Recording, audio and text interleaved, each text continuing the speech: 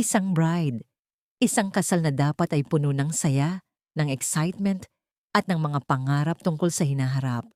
Ngunit imbes na wedding bells ang umalingaw-ngaw, ang narinig ng buong internet ay kaba, tanong, at intriga. Mga ka-chisflix, ito ang kwento ni Shera De Juan, ang bride na biglang nawala bago ang sarili niyang kasal, naging viral sa social media, at ngayon, matapos ang ilang araw ng pananahimik, ay bumalik na at muling nagparamdam. Nagsimula ang lahat sa isang balitang kumalat online na tila ordinaryo sa umpisa, ngunit mabilis na lumaki. Isang bride raw ang biglang hindi na makontak ilang araw bago ang kanyang kasal. Ayon sa mga unang lumabas na impormasyon, nag-aalala ang pamilya at ang fiancé ni Shera dahil wala silang malinaw na ideya kung nasaan siya. Walang sagot sa tawag, walang reply sa mga mensahe, walang update. Parang bigla na lang siyang naglaho. Hindi nagtagal. Ang simpleng concern ay naging isang viral na usapin. Kumalat ang mga posts, screenshots, at panawagan ng tulong. May mga humihingi ng dasal. May mga nagtatanong kung may nakakita na ba sa kanya. At dahil wala pang pahayag mula mismo kay Shera, ang espasyo ay napuno ng haka-haka. Dito na pumasok ang social media, mabilis, maingay, at minsan walang preno. May mga nagsabing baka umatras na raw siya sa kasal. May nagkomento na baka napilitan lang daw siyang magpakasal at hindi na kinaya ang pressure. Ang iba naman, mas malalim ang iniisip. Baka raw may problema sa fiancé, baka may issue sa pamilya, baka may tinatakbuhan, o baka raw may sikreto na pilit tinatakpan. Habang tumatagal ang katahimikan ni Shera, lalo ring umiinit ang opinyon ng publiko. May mga netizens na tila sigurado na sa kanilang sariling bersyon ng kwento, kahit wala namang kumpirmasyon. May nagsabing, kung ayaw mo, sana nagsabi ka na lang. May nagsabi pang, sayang ang preparations. May ilan na ginawang biro ang sitwasyon, ginawa ng memes, at tinrato na parang eksena lang sa isang teleserye. Sa puntong iyon, ang pagkawala ni Shera ay hindi na lang simpleng balita. Isa na itong public spectacle.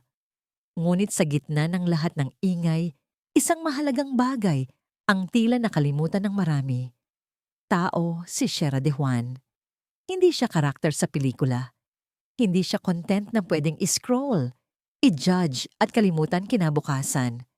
Habang patuloy ang pagkalat ng iba't ibang teorya, may ilan ding netizens na nanawagan ng respeto. May nagsabing hindi natin alam ang buong kwento. May nagpaalala na ang kasal, kahit gaano ito kaganda sa pictures, ay may kasamang matinding emotional at mental pressure. Isang desisyong hindi biro. Isang hakbang na pwedeng magdikta ng buong buhay. Pero sa social media, madalas mas nangingibabaw ang ingay kaysa pag-unawa. Lumipas ang mga araw na walang malinaw na sagot. Ang bawat oras ng katahimikan ay lalong nagpapalakas sa mga haka-haka. Ang bawat araw na wala siyang pahayag ay tila nagbibigay ng lisensya sa publiko na gumawa ng sariling konklusyon. Hanggang sa dumating ang balitang matagal nang hinihintay ng lahat. Bumalik na si Shera De Juan. Muling nagparamdam ang viral bride. At sa kanyang pagbabalik, agad niyang nilinaw ang isang mahalagang bagay. Siya ay ligtas, walang krimen, walang masamang nangyari sa kanya.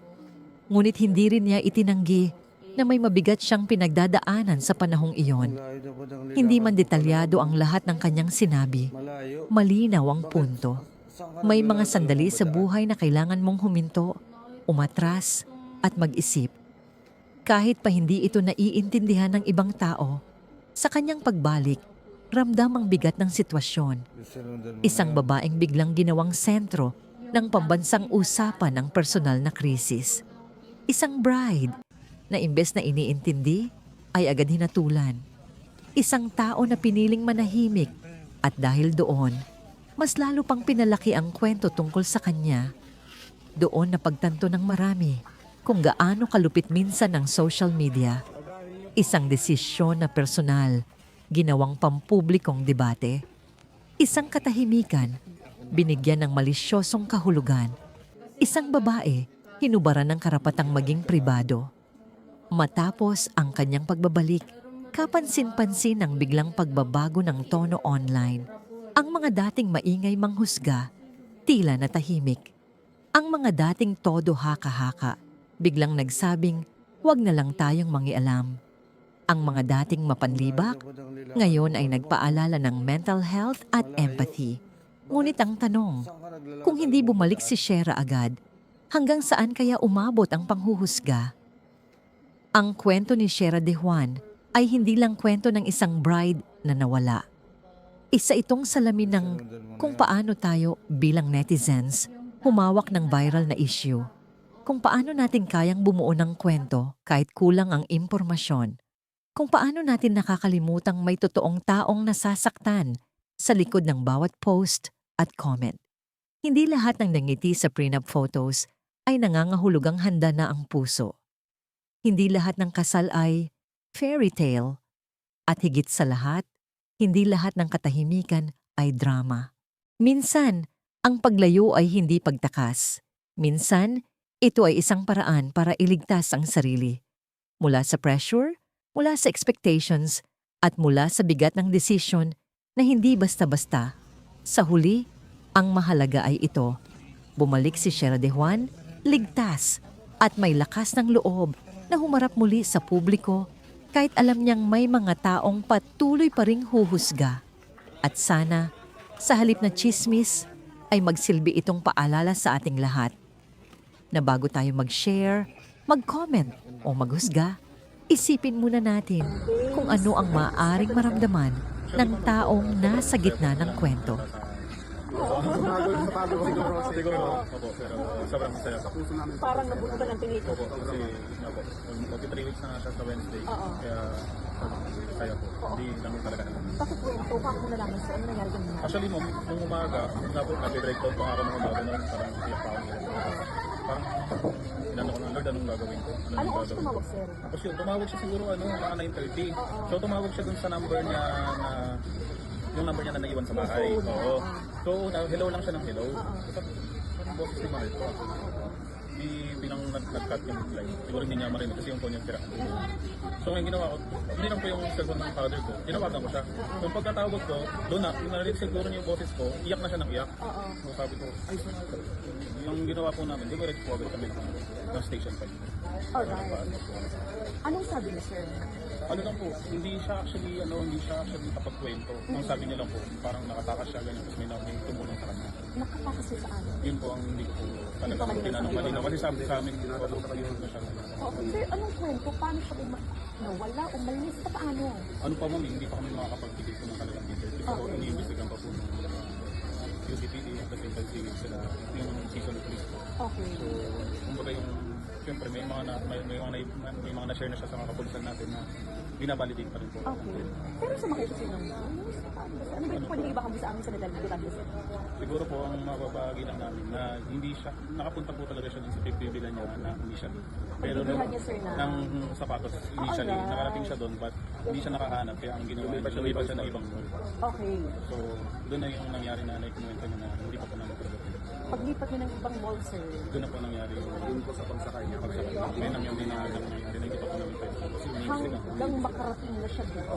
Tama sir. Sir, doon sa backtracking kanina, saan yung mga napuntahan?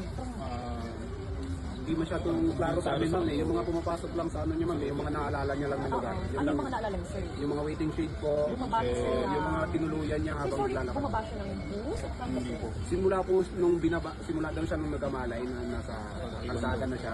Yun yung simula niya na naglakad-lakad. So nagkamali na lang siya sir, Nasa isang lugar na lang siya ma'am. saang lugar yun sir? Uman? Dito lang din ma'am, bandang Pangasinan. Kaya nagsimula na siyang maglakad-lakad. Sir, sorry, ano yung umaga, gabi? Madaling araw. Madaling araw. Kailan, anong araw ko sir? Hindi namin naklaro sa kanya. Okay. Tapos ay naglakad-lakad na siya hanggang makarating ng Paikot-ikot na po season. siya. So ilang araw siyang nagpalakad-lakad daw? hindi namin maklaro sa kanya ma'am kasi hindi niya matatandaan yung exact na date.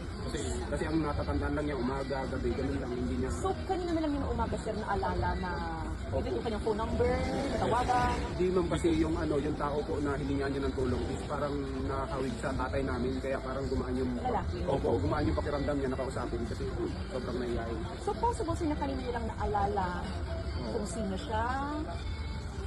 Siguro ma'am, siguro. Parang ganun siguro. Ay, Hindi, yung contact number, sir, kanina lang din naalala yung cellphone number niya. base sa kwento niya ma'am, ganyan yung pagkakaano niya, nakisuyo siya dun sa lalaki Oo. na pwedeng makaingin ng tulong. Pero, mas sir, siguro na Opo, ma'am. Kaya nga hindi muna namin ino-open ma'am kasi hinihintay namin siya yung mag-open sa amin. Sir, pero nakilala ka niya kanina. Opo, Sa ano pa lang ma'am, nakipag-video call na po kami doon sa may-ari ng phone. Nandun pa lang kami sa QC, nakipag-video call na kami. Nakilala ka niya. Nakilala. Ay, kumusta sir nung nakita ka niya? Baka ano? Oo. Nung yakap ko niya, kumusta? Anong... Hindi ako talaga. Parang hindi ko kailangan, hindi ko parang sabi ko hindi ako hindi kasi siyempre mas kailangan niya Yung lakas. ano ko na isa. Hindi ko talaga, sabi ko lang sa ano, magiging okay. Sir, kumusta siya ngayon? Ano pa rin siya ma'am, sobrang nakikita niya, sobrang ano siya. Saka yung katawan niya ma'am, Katawan niya sobrang napagsabi. gusto namin mapahinga mo. Kasi di bang kinibig siya? Nakidnap? Hindi pa namin masasagot yan ma'am kasi yung kapulisan pa natin yung mga kasagot sa inyo. Kasi sir, sigurado, hindi niya intention na pumunta dito. Yun po ang Walang ganon. yun po ang Hindi niya kagustuhan pumunta dito. Dumating na lang siya sa Pangasinan na wala nang malay. Pangasinan sa Iloon yun. Pangasinan po. Pangasinan na nasa kalsada na lang kasi ng madaling araw. Kung anong petsa, hindi rin malinis. Opo, hindi na po. At least sir, malaking bagay sa family, sir, no? Yeah, oh. Sir, sorry, ang pangalan niyo. Dari Bihuan ma'am.